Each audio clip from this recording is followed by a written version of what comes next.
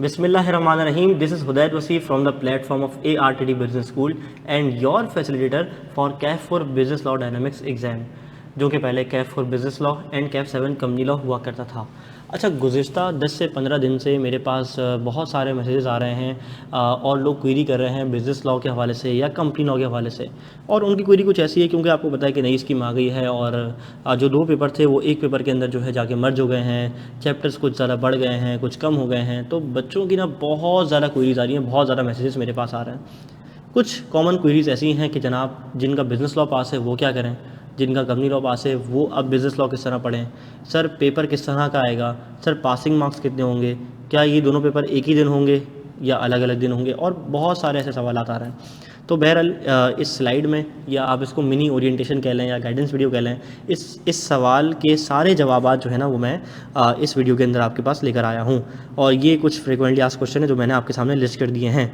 अच्छा, सबसे पहला सवाल जो मेरे पास आता है कि जनाब अगर किसी का एक पेपर पास है तो फिर उसका क्या स्टेटस है। सर सिलेबस में कितनी चेंजेस आई हैं, क्या कोई नए चैप्टर्स ऐड हुए हैं या रिड्यूस हुए हैं। अच्छा सर, जैसे मर्ज होने के बाद हम मर्ज होने से पहले हमने सुना था कि 18 बी लॉ में हैं, 12 सी लॉ में, तो 30 थे, सर अभी 25 हो गए सुनने में आया है। तो सर सिलेबस क्या वाकई कम हुआ है, ऐसे सवाल भी आ रहे हैं।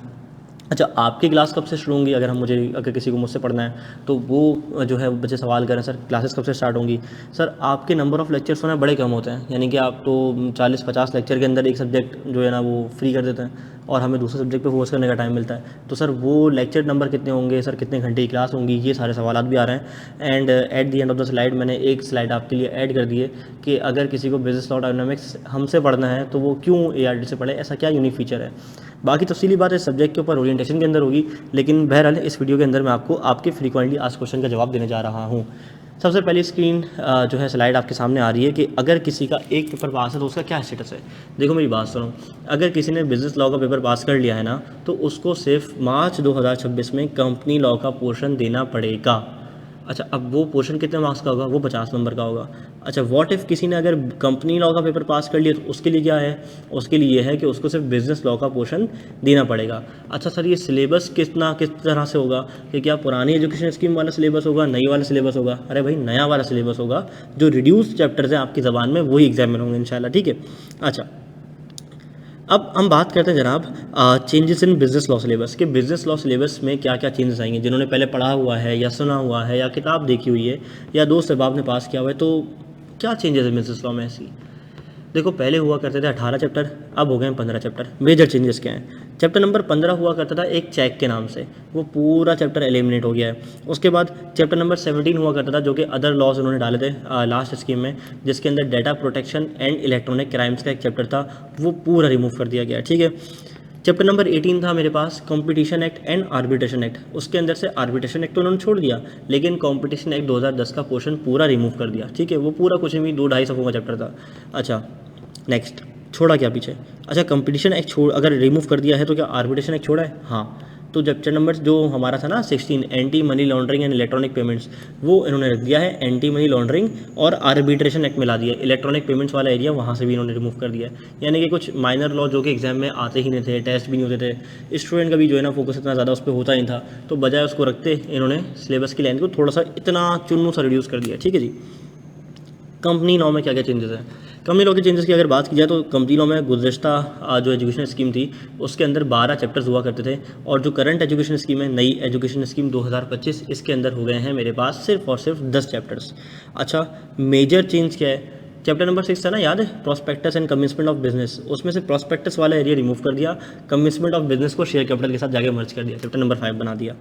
चैप्टर नंबर 12 एक बड़ा चैप्टर था, तवील चैप्टर था, लोगों को याद करने में भी दिक्कत होती थी, और एजुकेशन स्कीम 2021 के अंदर आने के बाद वाइडनिंग अप को एक अच्छी ग्रेड दे दी गई थी, यानी कि 10 से 15 नंबर का वो टेस्ट हुआ ही करता था, कभी 17-18 नंबर का भी आया, लेकिन वो चैप्टर पूरा एलिमिनेट हो चुका है। और एक माइनर से चेंजेस ये हैं कि चैप्टर नंबर 3 में इंडिपेंडेंट डायरेक्टर की रेगुलेशन हुआ करती थी, वो उन्होंने रिमूव कर दिए हैं, और बस कुछ माइनर रिशफलिंग की हो तो की हो, और कोई बड़ा चेंज नहीं है। अच्छा, अगर बात की जाए कि टोटल नंबर ऑफ चैप्टर्स कितने हो गए हैं, तो total number of chapters business law और कंपनी लॉ के जो मिला के अब नए सिलेबस के अंदर हैं वो हैं 25, यानी बिजनेस लॉ के अंदर हो गए हैं 15 चैप्टर्स और कंपनी लॉ के अंदर हो गए हैं तकरीबन कोई 10 चैप्टर्स, ठीक है। That makes a total of 25 chapters. Next मेरे पास आ रहा है सर जनाब आपकी क्लासेस कब से शुरू हो रही हैं। तो ये जो पीछे इंसान आपको नज़र आ रहा है इसकी क्लासेस इंशाल्लाह ताला 22 सितंबर 2025 यानी कि बरोज़ पीर से हम स्टार्ट कर रहे हैं। और हम स्टार्ट कैसे लेंगे, कहाँ से लेंगे, कौन सा ये स्टार्ट करेंगे, हम इंशाल्लाह बिज़नेस लॉ डायनामिक्स को बिज़नेस लॉ के पोर्शन से ही स्टार्ट करेंगे, ठीक है जी। और मेथोडोलॉजी क्या रहेगी, फर्दर हम किस तरह से इसको लेके चलेंगे, कंपनी लॉ का पोर्शन किस तरह से स्टार्ट करेंगे, वो किस तरह से पढ़ेंगे, वो सारी चीज़ें इंशाल्लाह ताला हम ओरिएंटेशन के अंदर डिस्कस कर रहे होंगे। अच्छा, नेक्स्ट टोटल ड्यूरेशन क्या होगा, नंबर ऑफ़ लेक्चर्स कितने होंगे।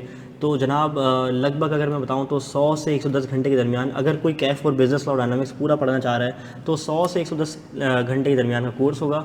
और नंबर ऑफ़ लेक्चर्स अगर कोई बिज़नेस लॉ या कंपनी लॉ अलग अलग पढ़ना चाह रहा है, यानी कि अगर बी लॉ पोर्शन पढ़ना चाह रहा है, सी लॉ पास है, या सी लॉ का पोर्शन पढ़ना चाह रहा है और बी लॉ पास है, तो तकरीबन 50 to 55 नंबर ऑफ़ लेक्चर्स होंगे एक पोर्शन के, और लगभग अराउंड 100 से 110 घंटे इस कोर्स के ऊपर लग सकते हैं, ठीक है जी। ये तो हो गई एक बात। और आखिरी छोटी सी बात ये कि जनाब ARTD को ही क्यों चूज़ किया जाए। बहुत सारे जो है ना वो स्टूडेंट सोचते हैं कि सर आप तो इतने रीज़नेबल टाइम में कोर्स भी कवर करवा रहे हैं और सब कुछ है, तो आप और क्या यूनिक फीचर जो है ना वो आप प्रोवाइड कर रहे हैं, कोई टेस्टिंग सिस्टम भी है, कोई असाइनमेंट्स हैं, कोई क्विज़ है, कोई मॉक है। तो फ़िलहाल तो इतना टाइम नहीं इस वीडियो के अंदर कि मैं आपसे बहुत जो है लंबी गुफ्तगू कर सकूँ उसके ऊपर। लेकिन जनाब अल्हम्दुलिल्लाह जब पहला बैच था कंपनी लॉ का, तो पूरे पाकिस्तान में जो सबसे ज़्यादा हाईएस्ट नंबर ऑफ़ जो है स्कोर किया था कंपनी लॉ के एग्ज़ाम में, यानी कि जिसने मेरिट सर्टिफिकेट स्कोर किया था वो मेरा स्टूडेंट था, ही वॉस मुबीन अख्तर, ठीक है। और कंपनी लॉ के पहले ही बैच में अल्हम्दुलिल्लाह मेरिट था। और उसके अलावा जो मैं अपने लेक्चर्स की खुद क्वालिटी समझता हूँ कि मतलब वाई चूज़ ARTD, और अगर ARTD से आपने लॉ पढ़ना तो क्यों पढ़ा जाए। और ये सिर्फ मैं नहीं कहता, ये हर स्टूडेंट कहता है जिसने मुझसे पास्ट बैचेस में पढ़ा है, कि जो हमारे लेक्चर्स होते हैं वो फोकस्ड होते हैं, रेलेवेंट होते हैं, टू द पॉइंट होते हैं। जब बिज़नेस लॉ सिर्फ पढ़ा रहा था तो तकरीबन 55 to 60 आवर्स में मेरा कोर्स वाइंड अप हो रहा था। And students were so satisfied कि उन्होंने 4 पेपर ग्रुप ए के लास्ट सेशन में दिए हैं, एंड इंशाल्लाह they will qualify the group A, ठीक है। और वो नए पेपर से उनकी बचत भी हो जाएगी इंशाल्लाह ताला। क्यों? क्योंकि एक बिज़नेस लॉ का कोर्स जो कि दिखने में अपेरेंटली इतना बड़ा है, लेकिन वो उतना बड़ा है नहीं, उसको हमने फोकस करके रेलेवेंट रह के टू दी पॉइंट करके ऐसा पढ़ा दिया, और उसके बाद उसका ग्रैंड रिवीजन भी करवा दिया, ठीक है, ताकि एग्ज़ाम में उनको कोई परेशानी ना हो। और वाकई हुई भी नहीं है। इंशाल्लाह जब रिजल्ट आएंगे तो आप इंशाल्लाह देखेंगे, ठीक है जी। तीसरी चीज़ वही मैंने बात की आपसे, टाइमली कोर्स कंप्लीशन, ताकि आपके दूसरे सब्जेक्ट्स पे जो है फोकस है वो बरकरार रह सके। And last but not the least, her chapter के या दो चैप्टर के मिला के क्विज़ हो गए, मॉक्स हो गए, असाइनमेंट्स हो गए, डिस्कशंस हो गई, ड्राफ्टिंग हो गई, और फिर ड्राफ्टिंग को चेक करना, फीडबैक प्रोवाइड करना, व्हाट्सएप ग्रुप पे एक्टिव रहना, एंड ऑल दीज थिंग्स ना। और बाकी लास्ट सेशन में बिज़नेस लॉ की कॉम्प्रिहेंसिव रिवीजन वर्कशॉप्स हुई अल्हम्दुलिल्लाह, इस सेशन में भी इंशाल्लाह इरादा है। तो बाकी तो सारी बातें लेक्चर्स के हवाले से, कोर्स कंटेंट के हवाले से, मेथोडोलॉजी के हवाले से, ये सारी ओरिएंटेशन में रहेंगी। लेकिन जो इस वीडियो का मेन पर्पस था वो मैंने आई होप सर्व कर दिया है। जो बहुत सारे लोगों की क्वेरीज आ रही थी मेरे पास कि जनाब बिज़नेस लॉ का पेपर अब किस तरह से होगा, किस तरह से हम पढ़ेंगे, क्लासेस कब से स्टार्ट होंगी, और सर चेंजेस क्या आएंगे, वो सारी चीज़ें मैंने इस छोटी सी क्विक सी वीडियो में एड्रेस कर दी हैं, ठीक है जी। इसी के साथ साथ अपना बहुत सारा ख्याल रखिएगा। इंशाल्लाह ताला आपसे ओरिएंटेशन वाले दिन मुलाकात होती है। अस्सलाम वालेकुम वरहमतुल्लाह।